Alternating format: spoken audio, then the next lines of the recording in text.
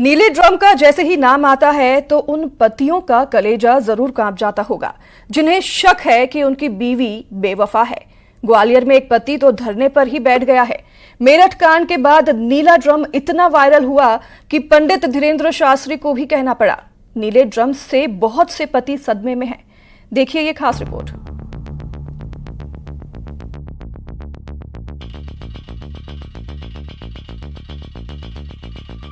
Meerut drum कांड, खौफ में पति, दहशत में पति, मेरी हत्या हो सकती है।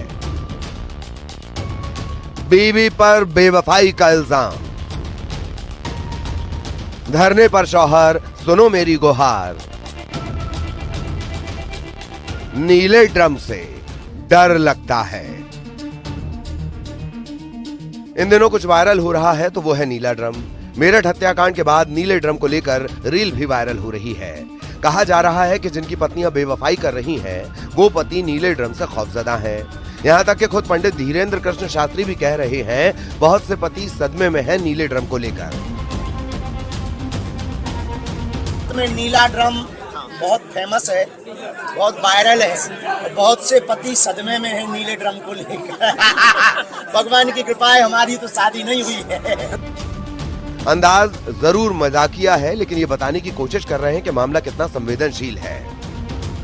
ड्रम अभी जो है बहुत वायरल है भाई साहब। मेरठ का ये जो कांड हुआ निश्चित रूप से ये बहुत ही निंदनीय है और दुर्भाग्यपूर्ण है।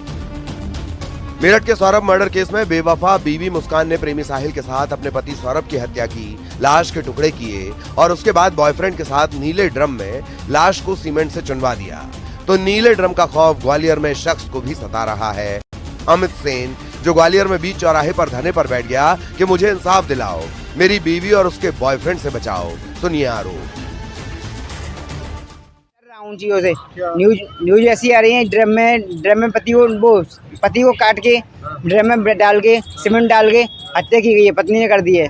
तो ऐसा मुझे डर भय हो गया है कि ऐसा मेरे संग नहीं कर सके ये।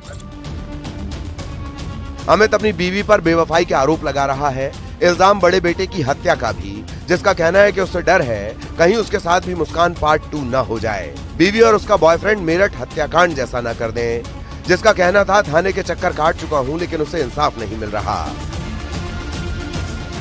किसी राहुल बाथम के साथ उसके 3-4 बॉयफ्रेंड हैं, जो कि मैं कुछ काम करने बाहर चला गया था तो मैं ये यहाँ पे ऐसा कुछ पता पड़ा कि मेरे बच्चे की तबीयत खराब हो, पैसा भी डालता हूँ, यहाँ पे दारू पीती हैं, सब कुछ करती हैं और पैसे फालतू बर्बाद करने के पैसे मंगाती हैं मेरे से।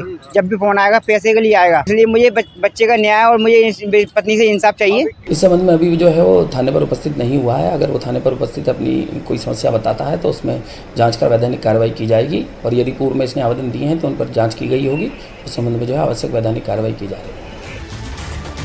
जो संगीन इल्जाम अमित लगा रहा है उसका सच क्या है, अभी अमित की बीवी का पक्ष सामने आना बाकी है।